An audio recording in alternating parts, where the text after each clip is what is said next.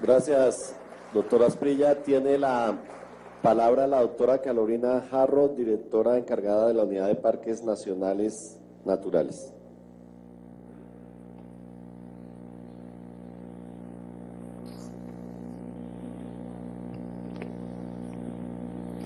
Muy buenos días para todos. Agradezco a los representantes, el doctor Alirio Uribe, el doctor Víctor Correa y Ángela María Robledo, y al senador Cepeda por la invitación. Este es un tema que para Parques es totalmente importante, dado que precisamente es una de las mayores o de los mayores retos que tiene frente al manejo de las áreas protegidas. En este momento tenemos 15.962.000 hectáreas del país protegidas en el Sistema de Parques Nacionales Naturales de Colombia. Y de esos 15.900.000 tenemos aproximadamente 400.000 hectáreas transformadas. De esas hectáreas transformadas, precisamente la tarea nuestra es lograr que frene ese proceso de transformación y revertir ese proceso de transformación. Y estamos seguros que gran parte de ese proceso lo podemos hacer de manera coordinada también con la gente. De hecho, esa es parte de nuestra política de participación, en donde lo que se busca es integrar también a las diferentes poblaciones que tenemos al interior de los parques nacionales, a las diferentes estrategias de manejo, a las diferentes estrategias que nos permitan garantizar la conservación de estas áreas en los territorios. Los parques nacionales no han sido aislados del conflicto armado. Precisamente en el 67% de los parques hemos tenido zonas de tránsito, zonas de confrontación o zonas en donde han permanecido los actores ilegales. Esto obviamente ha traído consigo desplazamiento de población que estaba en estas áreas, pero también ha traído consigo la llegada de población a estos parques nacionales. Y obviamente aquí vienen otros retos importantes asociados a cómo lograr también la conservación de estos territorios en el marco del posacuerdo. Y aquí también vienen retos interesantes asociados a cómo garantizar el patrimonio natural de los colombianos, que es la tarea que nosotros tenemos desde Parques Nacionales. Ese patrimonio natural que efectivamente tenemos que garantizar porque nosotros proveemos el 50% del agua que consumen los colombianos, proveemos además el 60% del agua que es utilizada en las hidroeléctricas que producen la energía de este país, pero además somos la solución menos costosa y más efectiva contra el cambio climático.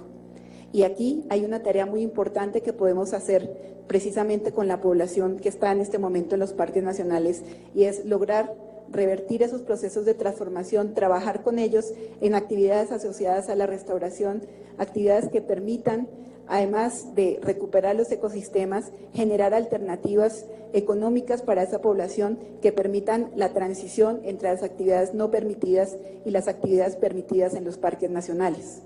Pero claramente también tenemos población vulnerable en estos parques nacionales, y mucha de esta población vulnerable está en condiciones de marginalidad y pobreza en estas áreas protegidas, y en el marco del proceso de reforma rural vemos una oportunidad también para que esta población pueda recibir atención en zonas aptas, en zonas en donde pueda llegar la educación, la salud, en donde el Estado en realidad pueda dar una atención integral a esta población. Hay zonas en los parques nacionales que para poder llegar la población se demora entre 8, 10, 12 horas y tiene que, además de caminar, pasar una parte también en caballo, otra parte en lancha. Pues allí definitivamente la condición de una alternativa productiva es bastante difícil y tenemos que buscar también una solución para esta población.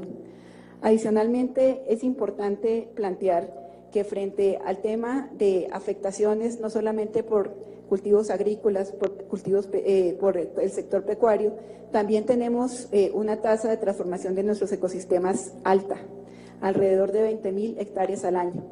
Eso significa un parque Tayrona y un poquito más al año que se están transformando. Y se están transformando y nosotros hacemos un monitoreo para algunas zonas de manera trimestral y para todo el país en las áreas protegidas cada 2 años. Y obviamente tenemos que lograr frenar esa transformación, porque si queremos que los parques nacionales sigan proveyendo de los servicios ecosistémicos y sigan siendo ese patrimonio natural de los colombianos, necesitamos entre todos trabajar para la conservación. Efectivamente, en el marco de buscar alternativas a esa situación que tenemos asociada al uso, la ocupación y la tenencia en los parques, en donde, como bien lo mencionaban los representantes, una buena parte de esa población llegó después de la declaratoria de los parques. Una pequeña porción estaba antes. Precisamente esa información pues la hemos podido trabajar con los análisis de coberturas que nos permiten identificar efectivamente en qué zonas ha venido llegando población.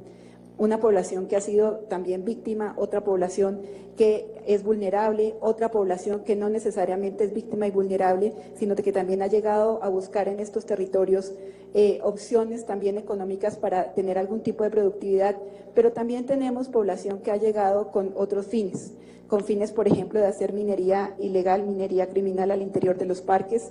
Tenemos población que ha llegado también asociada a la producción de cultivos ilícitos y población también que ha llegado buscando también acaparamiento de tierras al interior de las áreas del sistema de parques.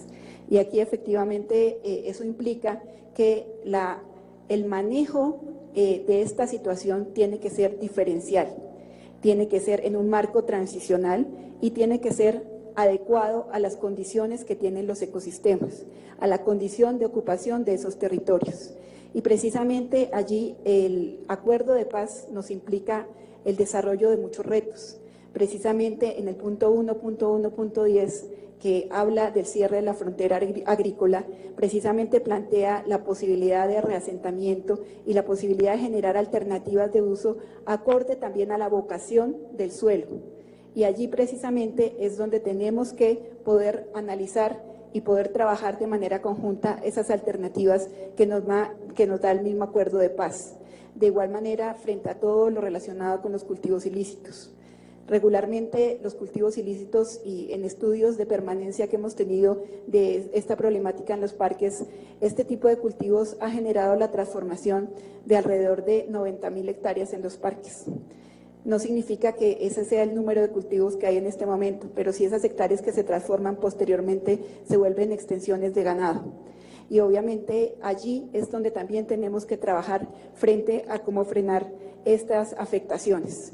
Aquí hay un reto muy importante y es el reto de lograr construir esas soluciones en el marco de la Mesa Nacional de Concertación. Y aquí precisamente en el marco de la Mesa Nacional de Concertación tenemos que lograr avanzar en las discusiones y hacer esa apuesta que nos permita coincidir en cuáles son las mejores alternativas para este territorio. Es importante resaltar también que en el marco de este trabajo hemos contado con el apoyo de la Unión Europea, en donde precisamente queremos reforzar y queremos trabajar de manera integral con esas comunidades locales, pero también avanzar en la construcción de la política pública que nos permita dar esas alternativas de solución.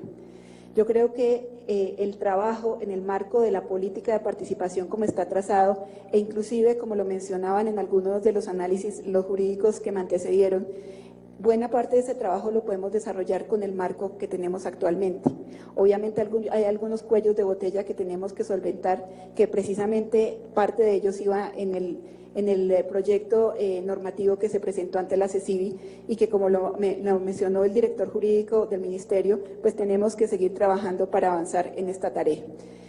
Finalmente, me queda invitarlos a que trabajemos de manera conjunta en pro de la conservación de estos territorios, en pro de la conservación de estas áreas que finalmente son ese legado, esa herencia que vamos a dejar nosotros a nuestros hijos y a todas las generaciones venideras. Muchas gracias. Agradecemos a la doctora Carolina Jarro.